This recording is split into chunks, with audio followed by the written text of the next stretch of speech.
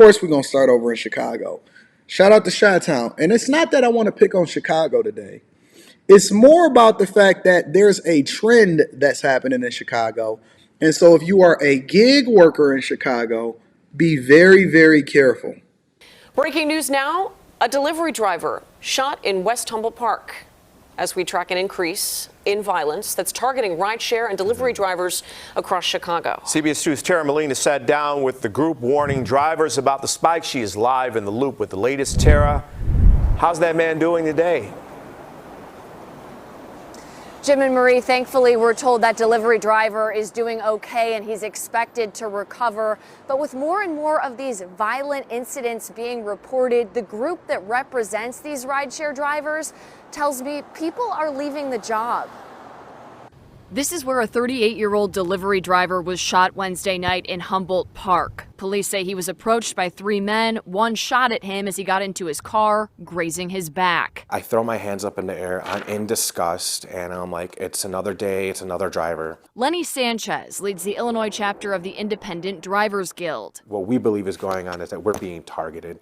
Chicago police recently warning about 7 armed robberies targeting rideshare drivers, with 3 rideshare drivers killed in Chicago since November, another critically injured. We had to create something to bring awareness. Sanchez says they've started distributing this warning to drivers because of the spike in violence, a lot of it on the city's west side. Drivers that are deciding to no longer work evenings or certain neighborhoods. Crime data involving or targeting rideshare and delivery drivers is not readily available, but this organization says it's worse, and they're working with CPD to target the violence.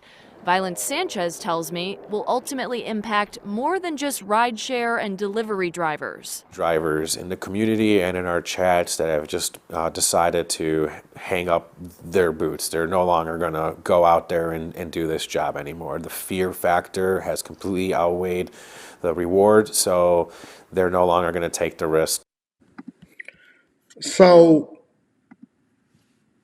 a couple things that we need to take from this, okay? The first thing that I want you to take from this is that one of the reasons why I'm bringing this to your attention is that when you see a trend, similar to when we started to spot the trend when it came even to the migrant crisis or what's happening as far as retail theft, when you spot a trend, you bring awareness to it in order to make sure that you protect your loved ones. Now, some of y'all, a lot of y'all are actually in Chicago, in the Chicago area. Maybe you got relatives. It's a lot of people that like to hustle. I encourage people to be a part of the hustle culture. You know, if you got additional time and you're not doing nothing, you're not spending no time with any family member, go out, go make a couple of extra dollars rather than sitting there playing video games or, you know, being in with a food demon on your back, a snack demon on your back, and you're sitting around the house just snacking and keep going back and forth into the refrigerator. Go do something productive and pay off some debt, right? But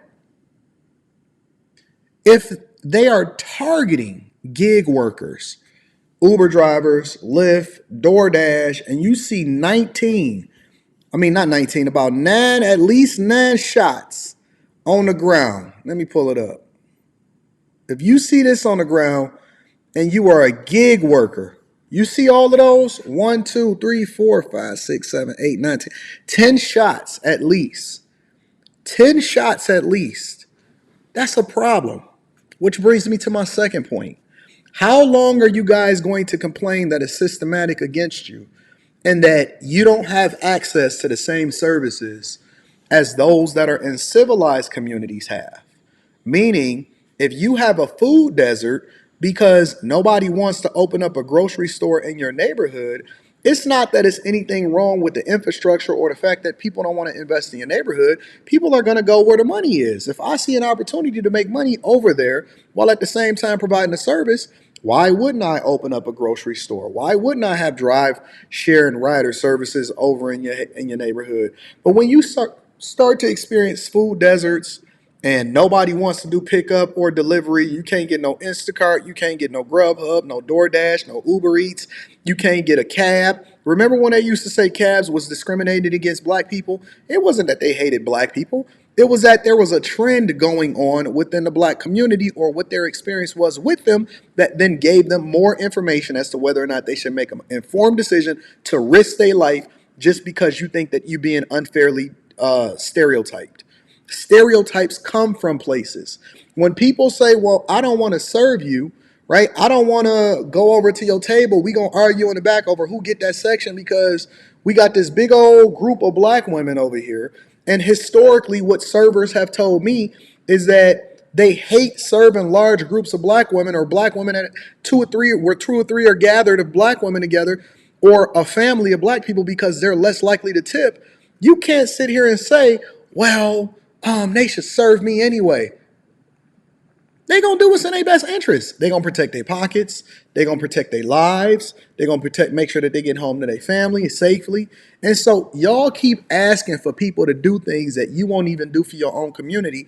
And you got to get the beam out of your own eye. But more importantly, if you are a gig worker in Chicago, if you are a person that's walking down the street, if you just so happen to be breathing in Chicago and have a pulse, it's a strong possibility and a high probability that you are going to get yourself into something that's not going to be conducive for you. So be very, very careful in Chicago. Let's go over to the next city, ladies and gentlemen, because it's crime happening all across the United States of America.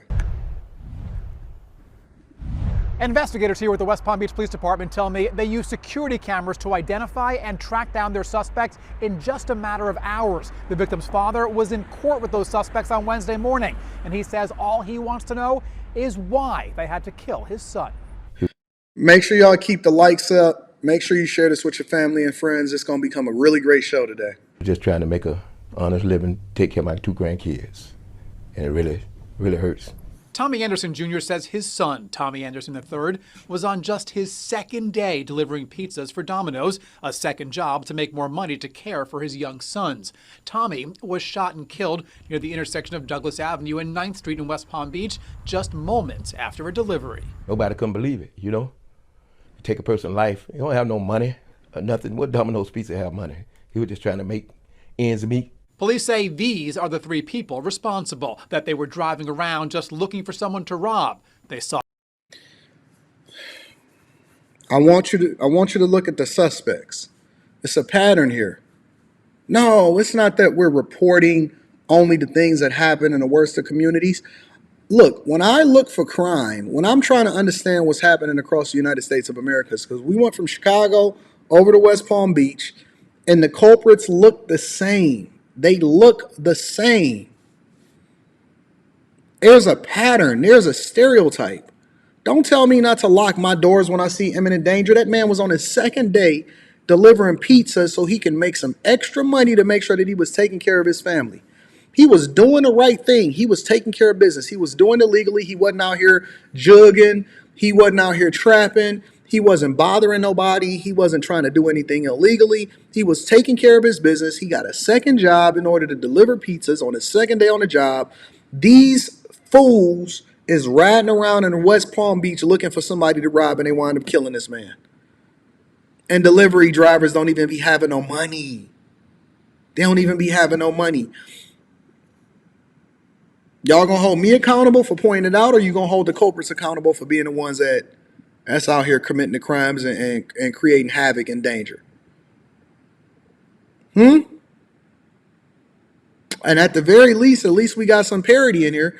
At least we also getting some diversity, equity, and inclusion as far as the women now participating. It ain't even just guys no more. Women is out here jugging. They out here setting dudes up. They out here robbing. They out here taking lives. It's ugly. It's very, very ugly in these streets, and it's very unprofessional.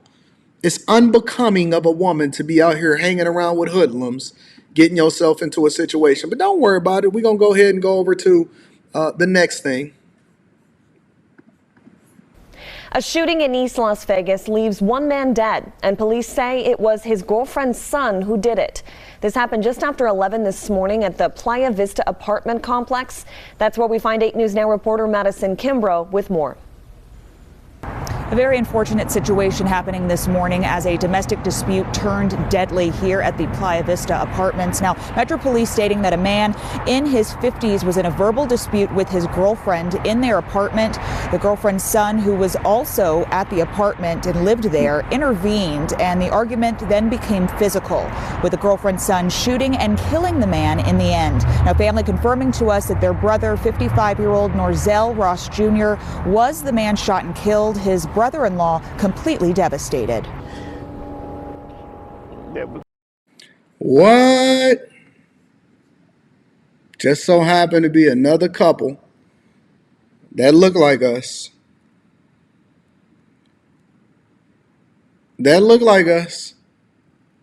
One dead, one possibly going to jail, and a woman is going to be walking away and living her absolute best life. Boyfriend and girlfriend in their 50s. A 53-year-old man going back and forth with a woman that's his girlfriend. Her son, that ain't his son, he trying to be a step baby daddy, pulled out a pistol and took him out. Two more men. Gone. That's it. Two more. Arguing in a domestic dispute. One of them trying to talk to a single baby mama. How much more of the culture do we have to actually show you before y'all keep and stop talking about how it is that y'all so great and y'all kings and queens?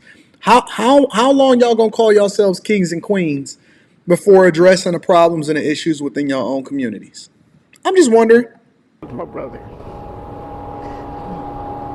he was the only one that was close to me out of the in-laws. So I'm missing something here, and I can't get it back.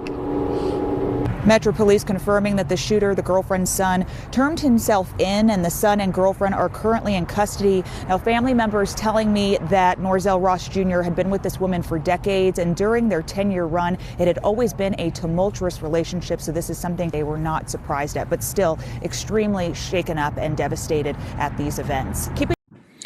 They had been together for decades as boyfriend and girlfriend sitting in a tree.